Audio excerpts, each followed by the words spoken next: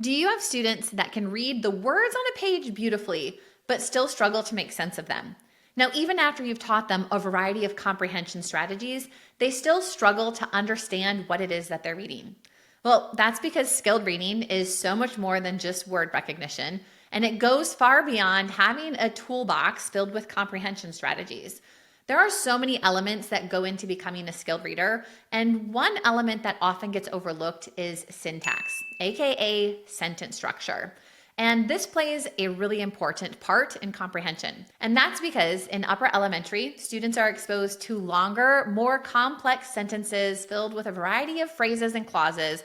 And if students don't understand how these sentences are put together, they're going to have a really hard time extracting meaning from it.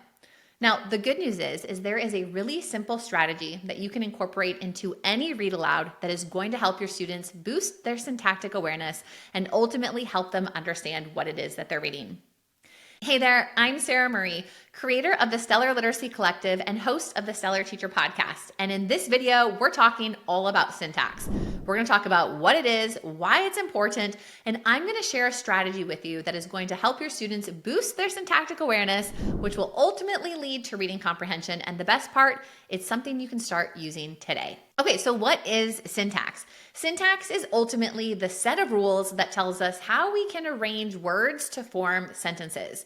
In other words, it's the structure of sentences. It tells us how we can put words together to create meaning. Let's go ahead and look at an example. Take a look at these two sentences here. They both use the exact same words, but only one makes sense to the reader. That's really the power of syntax. And when students have a really strong understanding of syntax, it's going to be easier for them to extract meaning of these longer, more complex sentences that they're exposed to in upper elementary. So syntax is really important, especially in upper elementary, because it has a huge impact on comprehension. One of the reminders that I love from Nancy Hennessy's The Reading Comprehension Blueprint is that comprehension begins at the sentence level. And I love this reminder because it reminds us that before students can understand an entire passage or even a paragraph, they have to understand what is going on in individual sentences. And in upper elementary, there are sentences that have long phrases and clauses and conjunctions that are joining multiple ideas. And students really need to have an understanding of how these sentences are created so that way they can break them apart and figure out the core meaning of it. Now, one of the simplest ways to build syntactic awareness is through sentence deconstruction. Now, sentence deconstruction is a really high impact literacy routine that you can apply to any text, whether it is a novel, a read aloud, an article that you're reading, and it's really going to help students build their syntactic awareness. Let's talk about how it works. So the first thing that you're going to do is you're going to pick a sentence from a text that you are reading. Then you are going to show that sentence to your students and you're going to break it apart bit by bit, trying to eliminate maybe unnecessary details or name the really important parts of the sentence. And ultimately, by doing this, you're going to help students get to the core meaning of the sentence.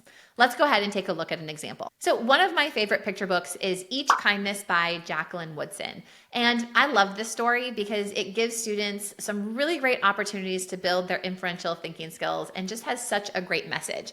The other thing is it has some pretty complex sentences that students might need some support breaking down so they can make sure they're understanding the core meaning. Let's take a look at an example sentence from this text.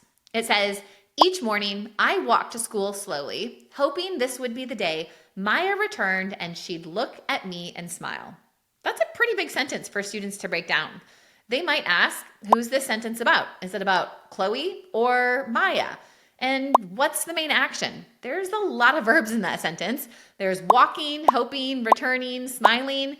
And ultimately, we want students to be able to extract the core meaning from this sentence because it's pretty important. So we can pause at this sentence and just deconstruct it and break it apart. So the first thing we're going to do is we're going to look to see, are there any additional phrases that give us extra information but maybe aren't necessary to the core meaning of that sentence? So we could remove the adverbial phrase each morning. So now we're left with the sentence, "I walked to school slowly, hoping this would be the day Maya returned and she'd look at me and smile." Now we can remove that adverb slowly. It gives us some additional information, but it's not necessary to the core meaning. So now we're left with, I walked to school hoping this would be the day Maya returned and she looked at me and smiled. So we can simplify the compound predicate and really just focus on the main idea. So now we're left with, I walked to school hoping Maya would return. And then finally, we want to make it even shorter, focusing on that core idea, which is ultimately, I hoped Maya returned. And that's the core idea that we want to get from that student, so that Chloe hopes Maya comes back to school. So if students are able to take that long, complex sentence and deconstruct it and break it down to that core meaning, they're going to have a much easier time understanding what is happening in the story. So when you focus on sentence deconstruction, your students get a lot of benefits and they start to build that syntactic awareness. They're going to be able to easily recognize the essential parts of a sentence. They're going to be able to identify the function of words and phrases and clauses and understand the role that those play in the sentence. And it's going to ultimately have them feel less overwhelmed when they're reading complex texts. They're not going to read these long sentences and wonder what is even happening because they have the tools to break them apart. Now, this is a strategy that you can incorporate into all parts of your literacy block. You could make this a part of your daily read aloud. This is something that you could do with students during a small group lesson. You could even do sentence deconstruction as part of your morning meeting with your students. And there are ultimately different ways that you can modify it. So the example that I shared with you today is one way that you could practice sentence deconstruction with your students, right? You take that long sentence and you remove extra details until you get to the core meaning. But there are so many syntactic elements that your students can benefit from that while you're doing sentence deconstruction, you could identify a conjunction and explain how it connects two simple sentences to form a compound sentence. You could also find a pronoun and explain how it replaces the noun in a sentence. You could also explain the structure of a complex sentence and have your students identify the dependent clause, the independent clause, and the subordinating conjunction that joins them together. Now, here's something that I like to remind teachers, that if you applied this strategy and practiced sentence deconstruction every single day, you're going to be giving your students 180 additional opportunities to increase their syntactic awareness. Now, I don't know about you, but 180 opportunities to improve their syntactic awareness would have had a big impact on my students. And so often it's the consistency of doing these small strategies over time that really make the difference for our students. So I hope this is something that you decide to try with your students. Like I said, it's something that you could start today. Figure out what text you're going to be reading, pull out one sentence, and just take a minute or two and start breaking it down with your students. Okay, so now I'd love to hear from you. Let us know in the comments if this is a strategy that you think you'll bring back to your classroom. Now, if you found this video helpful, please take a minute and go ahead and like it. And then don't forget to subscribe to our YouTube channel so that way you never miss a video once we release them. Now, if you find these videos helpful, it would mean the world to us if you would share this channel with one of your teacher friends. Word of mouth recommendations is one of the best ways for us to grow our audience and continue impacting more teachers just like you. I hope you have a stellar week and happy teaching.